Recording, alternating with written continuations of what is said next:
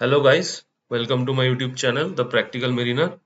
तो आज हम लोग एक जबरदस्त रूल सीखेंगे जो कि पूरे टीसीएन के एग्जाम में ना तरह तरह के जगह पे तरह तरह के क्वेश्चन में ये बहुत काम में आने वाला है। Napier's rule.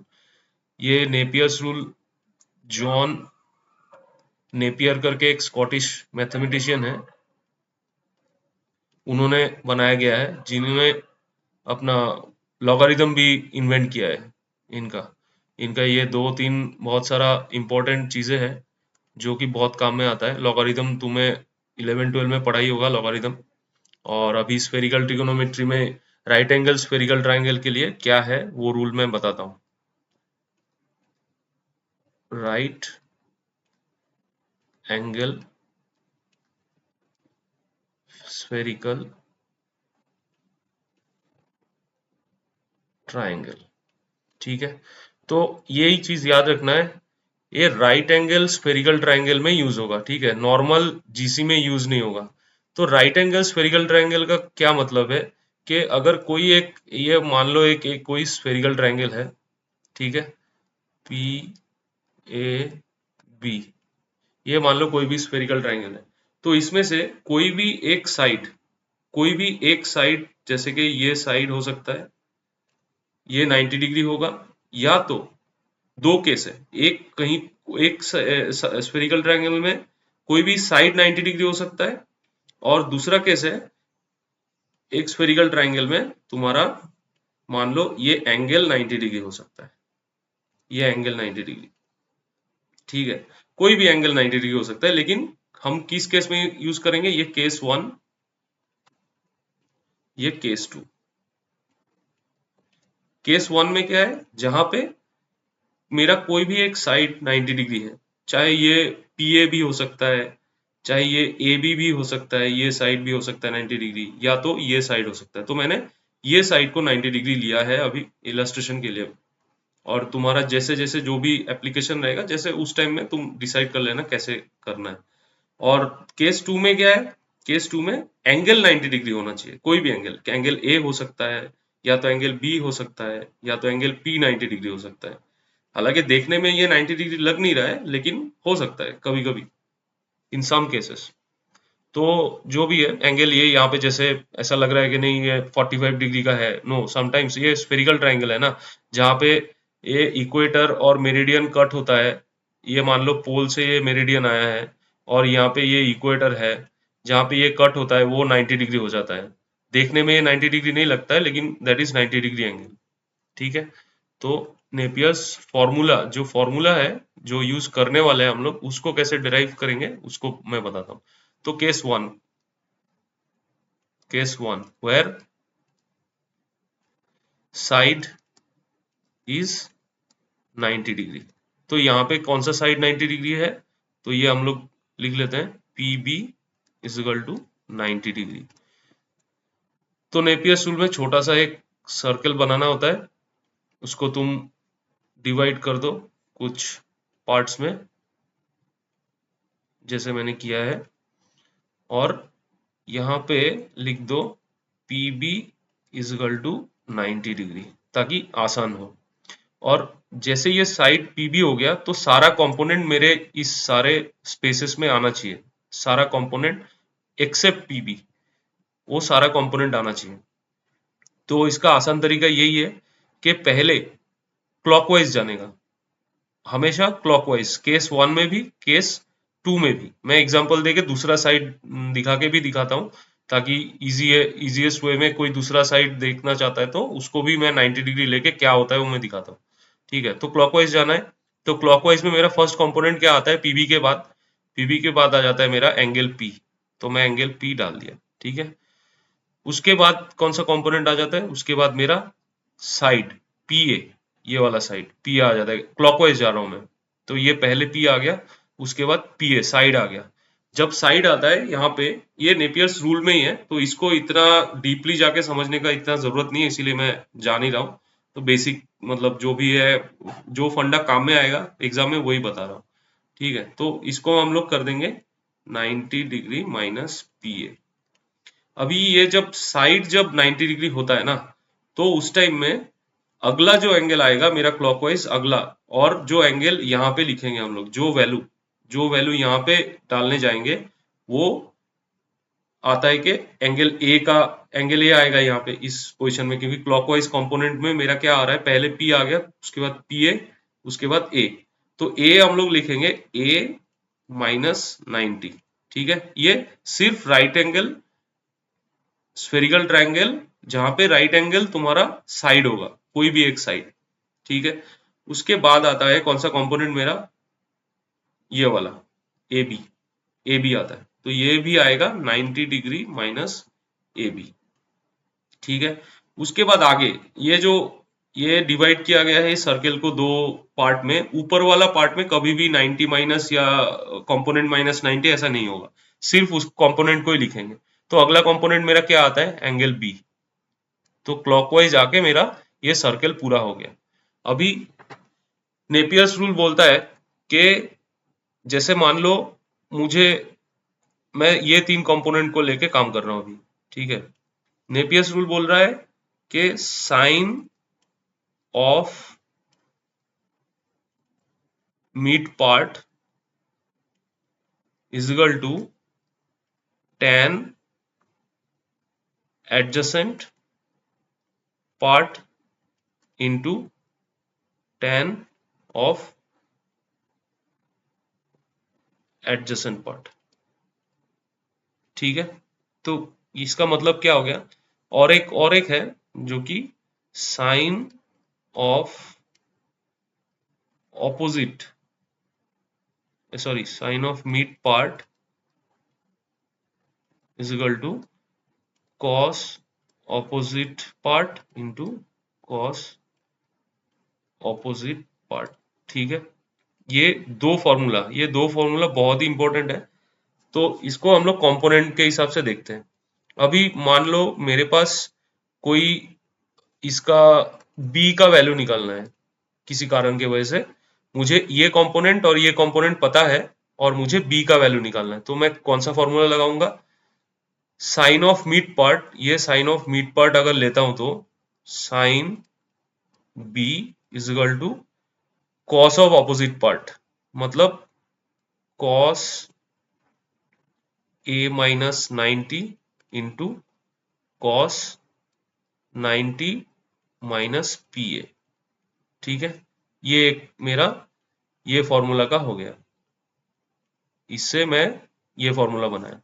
अभी मैं अगर tan का formula sine of mid part, अगर मान लो यहाँ पे मुझे b का पता है, a का पता है, और मुझे ए बी निकालना है, ए बी ये नहीं पता मुझे, तो मेरे को देखना है कि कौन सा कंपोनेंट मुझे पता है, और उस हिसाब से कौन सा कंपोनेंट मुझे चाहिए, तो उसके लिए मैं फॉर्मूला लगा सकता हूँ कि कॉस अपोजिट वाला लगाऊंगा कि tan एडजेसेंट वाला लगाऊंगा। तो tan एडजेसेंट में क्या हो जाता है, साइन ऑफ मिड पार्ट ये मिडिल में है, sine of mid part sine of 90 minus A B is equal to tan of b into tan a minus 90। तो साइन ऑफ मिड पार्ट आ गया, और साइन ऑफ मिड पार्ट अगर adjacent वाला लेना है तो tan आएगा, tan adjacent b, tan adjacent a minus 90। तो फॉर्मूला ये डिराइव हो गया, इसका ये फॉर्मूला आ गया।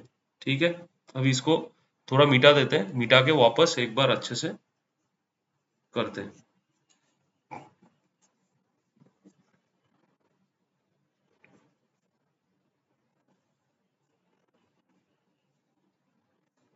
इसको भी मैं मिटा देता हूँ, वापस एक दूसरा साइड लेके हम लोग वापस फॉर्मूला डिराइव करेंगे, तो पूरा समझ में आ जाएगा। ठीक है,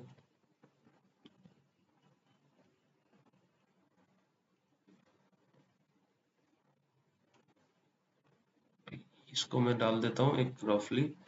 ठीक है, ओके, नाउ मेरा क्या, अभी मान लो कि ये side, this side is 90 degree P A, तो मैं वापस से एक सर्कल बना लेता हूँ। ठीक है, ये पीबी का जरूरत नहीं है, अभी पीबी को भी हटा देता हूँ, वेयर साइड इज 90 डिग्री। तो ये मेरा मैं पहले डिवीजन बना लेता हूँ। सॉरी, सही नहीं आया इसको। हाँ, अभी डिवीजन ऐसे ही बनेगा हमेशा। ठीक है, okay okay. Little correction division के लिए है ना, इसको अच्छे से कर देता हूँ, इसको थोड़ा, ये आ गया।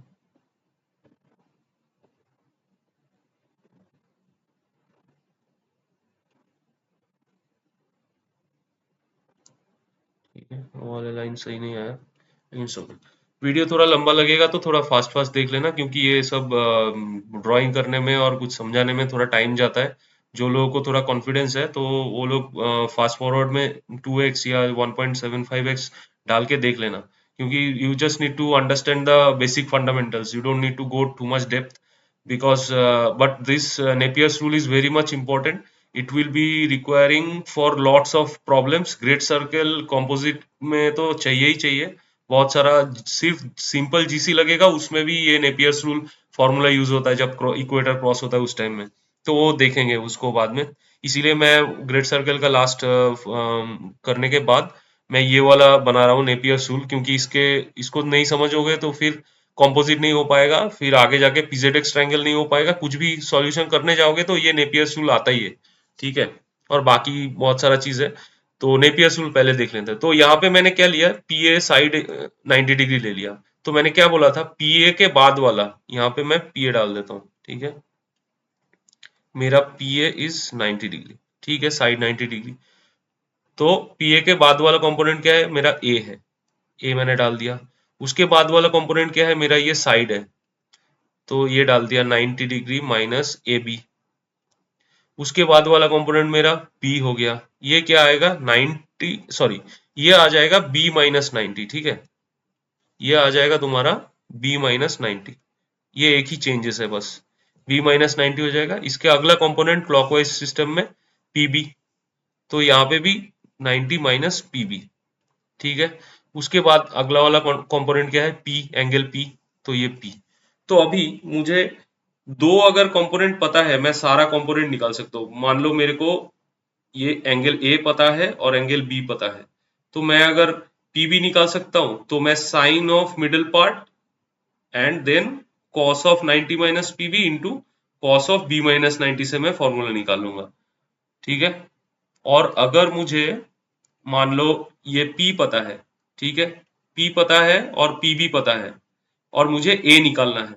मान लो ये पता है, ये पता है, और ये निकालना है, तो मैं क्या फॉर्मूला डालूंगा, sine P is equal to tan A into tan 90 minus PB. तो इसमें से मुझे P पता है और P भी पता है, तो मेरा A निकल के आ जाएगा। तो ऐसे ही तुम्हें देखना पड़ेगा कि कौन सा चीज तुम्हें है, कौन सा वैल्यू तुम्हारे पास है, और कौन सा वैल्यू तुम ये कर सकते हो, निकाल सकते हो, कैसे, कौन सा यूज करके निकाल सकते हो। तो ये तो हो गया केस वन। ठीक है, case one for where side is 90, side 90 degree.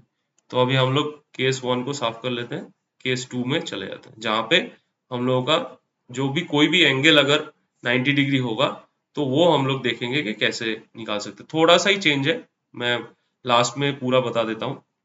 तो एक कोई भी एक ट्राइंगल बना लेते हैं। ठीक है, पी ए बी।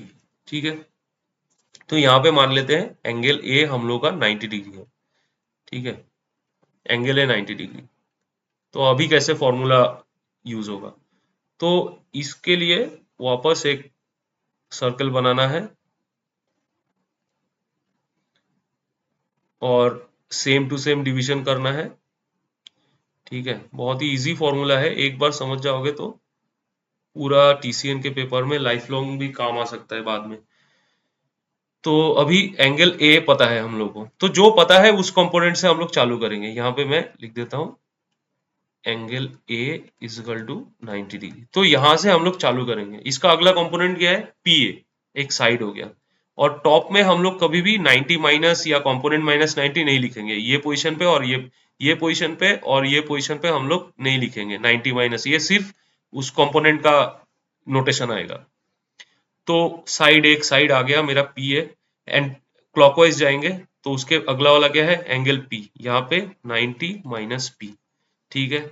उसके अगला वाला कंपोनेंट क्या है, पीबी साइड मेरा, यहाँ पे 90 माइनस पीबी आ जाएगा। राइट एंगल साइडेड, जो साइड वाला 90 डिग्री वाला ट्राइंगल जो हम लोगों ने किया था, उसमें अगर ये होता है तो ये पीबी माइनस 90 हो जाता है, और इसमें सेम टू सेम सारा सेम ही रहता है, तो it's very easy to remember also. तो नेक्स्ट कंपोनेंट मैंने ले लिया पीबी, उसके अगला वाला कंपोनेंट मेरा एक एंगल है बी, तो सेम 90 माइनस बी, कोई चेंजेस नहीं है। फिर उसके बाद अगला कंपोनेंट मेरा ए बी, ठीक है, ये ए बी है, तो ए बी यहाँ पे सीधा सीधा आ गया, क्योंकि यहाँ पे कोई ये जो पोजीशन है यहाँ पे ना 90 माइनस से होगा ना वो माइनस में होगा। तो ये अगर एंगल लिख के ऊपर लिख के तुम उसके बाद अगला कंपोनेंट से चालू करोगे, you will never make any mistakes doing this. Sometimes we do mistakes, we lose one component, or maybe we put another component, we start with another component, I don't know, sometimes there can be mistakes, so ये अगर follow करोगे तो easily हो जाएगा। और formula क्या रहेगा, वही सेम, जैसे अगर मान लो मुझे ए बी पता है, पी बी पता है, मुझे पी निकालना है, तो मैं क्या करूंगा, ऑपोजिट वाला फॉर्मूला लूंगा। तो ऑपोजिट वाला फॉर्मूला क्या हो जाएगा, sine A B is equal to cos of 90 minus p into cos of 90 minus pb। तो ये मेरा ऑपोजिट वाला हो गया। एडजेसेंट अगर निकालना है, जैसे मान लो मेरे को ए बी पता है, पी ए पता है, और ये निकालना है, तो एडजेसेंट में क्या यूज करेंगे, टेन यूज करेंगे। Sine A B is equal to, ये मिडिल, ये नहीं पता, ये भी पता है, तो इन दोनों के मिडिल में कौन है, ए बी है। और ऊपर वाले फॉर्मूले में यहाँ पे इन दोनों के मिडिल में ऑपोजिट में कौन था, ए बी था, तो ये वाला मैंने साइन में लिया है। तो सेम टू सेम अगर हम लोग ये ए बी पी ए और ये मुझे नहीं पता, ये तीन कंपोनेंट लेके काम करना चाहते हैं, क्योंकि ये मिडिल में है तो साइन ए बी ये हो जाएगा, और एडजेसेंट में क्या आएगा, tan, you I think you already got it, tan 90 माइनस बी। तो यही है नेपियर्स रूल।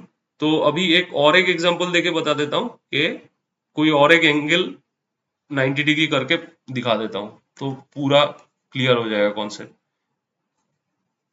वीडियो इज, ये थोड़ा फास्ट फॉरवर्ड करके देख लेना, एक बार नेपियर्स रूल समझ में आ जाएगा, बहुत सारा न्यूमेरिकल जो है ना इजीली सॉल्व हो जाता है, ठीक है। तो नेपियर्स रूल ये थोड़ा याद रखना। तो मैं मेरा इस एंगल पी को मैं 90 ले लेता हूँ, ठीक है, अभी इस बार। तो एंगल पी मैंने 90 ले लिया, मेरा एंगल पी 90, जो कि बहुत ही मुश्किल से होना चाहिए, मतलब होता है पीजेड ट्रायंगल में एंगल पी भी 90 होता है, जब एल एच 270 रहेगा तो उस टाइम में एंगल पी 90 हो जाता है, ऐसा नहीं कि नहीं होता है। तो ये मेरा एक बन गया सर्कल,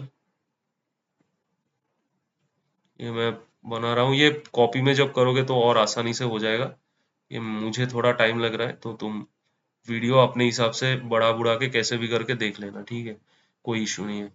तो मेरा एंगल कौन सा है, angle P is my 90 degree. Okay, तो एक ये मेरा कंपोनेंट, स्टार्टिंग कंपोनेंट आ गया, उसके अगला कंपोनेंट क्या है, PB साइड मेरा, यहाँ पे कोई 90 के साथ कोई रिलेशन नहीं है, PB सीधा सीधा आएगा। फिर अगला मेरा कंपोनेंट है ये एंगल B, जैसे ही मैं नीचे वाला मान लो ये साउदर्न हेमिस्फीयर में चला गया, 90 माइनस बी, ऐसा मत सोचना कि ये नॉर्दर्न हेमिस्फीयर है साउदर्न हेमिस्फीयर है, बस ऊपर नॉर्थ साइड और साउथ साइड का बात बता रहा हूँ, ठीक है। तो कोई नॉर्दर्न हेमिस्फीयर में माइनस ये वो सब कुछ नहीं है, ये बस एक फॉर्मूला है। तो एंगल बी कंपोनेंट आ गया, उसके बाद आएगा नेक्स्ट कंपोनेंट क्या आता है मेरा, साइड एक साइड ए बी, ठीक है, यहाँ पे भी 90 माइनस ए बी। फिर लास्ट यहाँ पे कंपोनेंट आता है तीसरा एंगल ए, ये भी 90 माइनस ए, क्यों, ये साउथ साइड में है, सब 90 माइनस होगा, जहां पे एंगल 90 है, यहाँ पे एंगल 90 डिग्री, ठीक है, इसीलिए। और उसके बाद लास्ट कंपोनेंट मेरा क्या रह जाता है, पी ए, सो सीधा सीधा पी ए, ठीक है। तो अभी मुझे जो भी पीबी अगर पता है, पीए पता है, मुझे ए बी निकालना है, तो मैं कैसे क्या यूज करूंगा, sine of middle part is equal to cos of P A and cos of P B. ठीक है, और अगर मुझे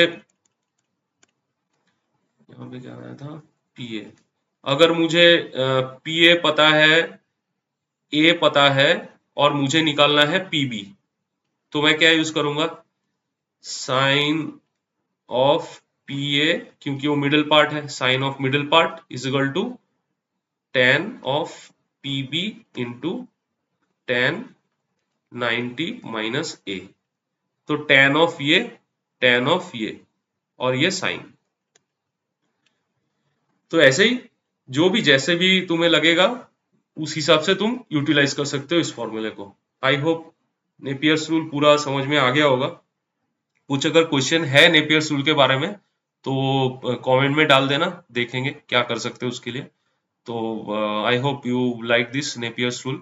सो thank you for watching, bye bye, take care.